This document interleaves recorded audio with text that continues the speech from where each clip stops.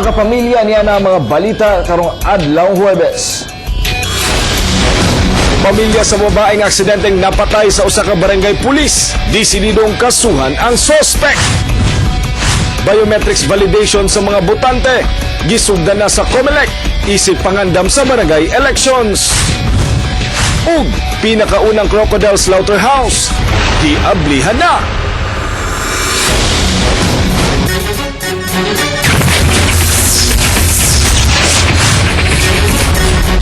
Mga kapamilya niya na mga detalye sa News Patrol.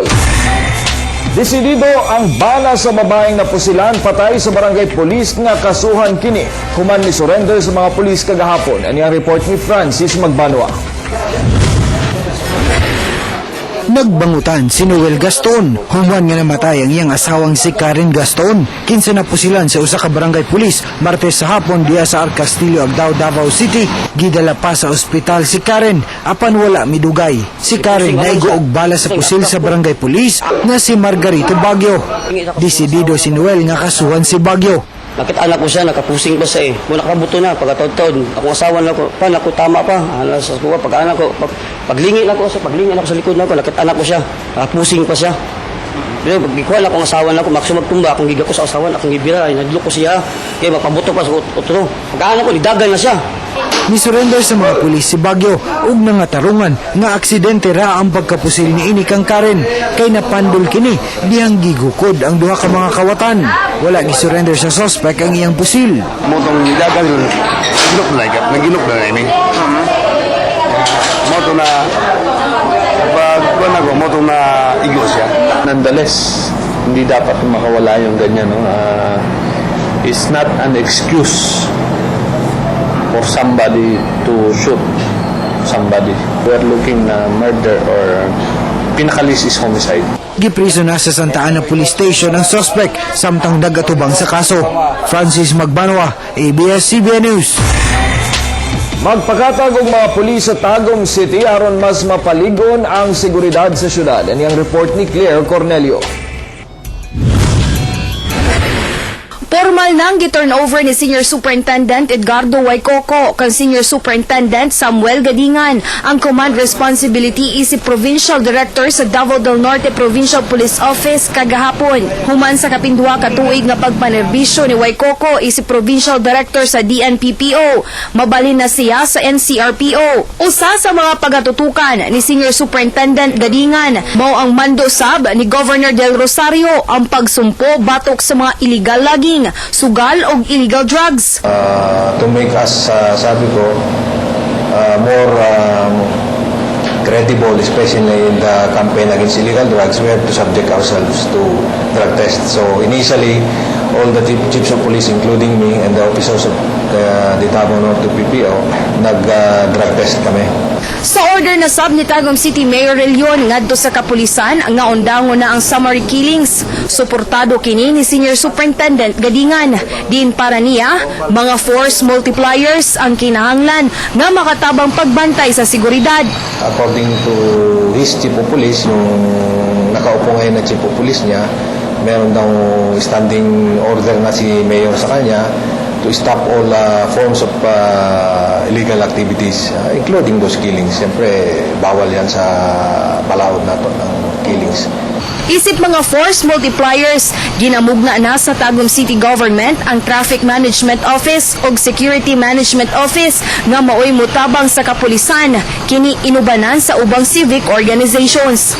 Force multipliers, dili lang na bukang bibig, dili lang na sa meeting namin force, but after that wala. So this time we will put into practice among yung i-actualize sa Tagum. Sa bagong lider sa kapulisan ug sa lokal nga gobyerno sa Tagum City, nagtuo ang mga Tagumenyos nga kini ang makahatag og solusyon para sa kahapsay ug kalinaw sa syudad. Claire Cornelio, ABS-CBN News. 80,000 ka mga high school students sa mga pampublikong eskwelahan sa Davao City ang makadawat og libreng bakuna kontra tipdas ug tetanus. Documented Nabalaka ang school nurse sa Davao City National High School kay sa pag-ihap sa mga estudyante sa ilang record. Taas ang kaso sa tipdas sa ilang eskwelahan. Walay available nga measles vaccine ang ilang school clinic. Sanglit mahal ang bakuna niini. Natag 3,000 pesos ang dosage. Last 2011 and 2010 and 11 dako og incidents diri sa amo sa City High. In fact, gi-refer na ako sa division office kay atong mga bata nagka-experience din sila og German measles o measles diri sa atong school. Pero sugod karong Agosto 5 tuig 2013, ipatuman na ang school-based immunization nga programa sa Department of Health sa 80,000 ka mga high school students sa mga pampublikong eskwelahan sa Davao City. Ang bakuna makalikay sa mga sakit sama sa tipdas, bayuok, German measles ug tetanus. Nakig-meeting ang DOH sa ilang mga partner.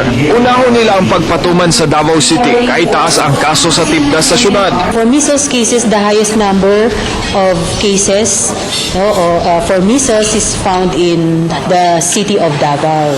And we have also neonatal cases, diphtheria cases, and rubella cases, in tetanus cases in Davao. So that is why, so Davao City was the first city to implement the adolescent immunization.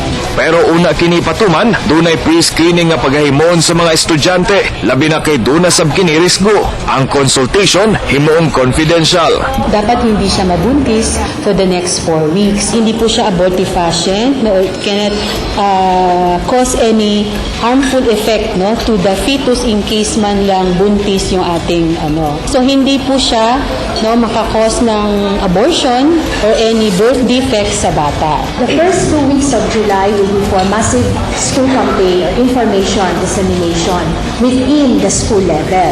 That will be prior to the conduct of the pre-screening. Gitinguha lang sa DOH nga makalikay ang mga estudyante batok sa mga immunizable disease. They are that very sincere, our personnel sa Department of Health and the different district city health, the city office, health office, they are that sincere, and I can see in them that they are that willing and they are committed to help eradicate different illnesses in our community.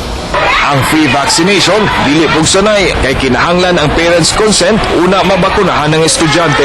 Colonel Tokmo, ABS-CBN News. 90 ka mga teams ang nagsangka sa Football Festival sa Davao City. Nagtigi sila atol sa Cherry for Football Festival sa Chongco Football Field ni adtong Domingo. Midaog sa 8 under ang Macarius Academy team. Sa 10 under ang South Point School. Sa 12 under boys, daog ang Team Black Knights, samtang ang Ateneo Bluang sa girls category. Daog gihapon ang Team Ateneo sa 14 under.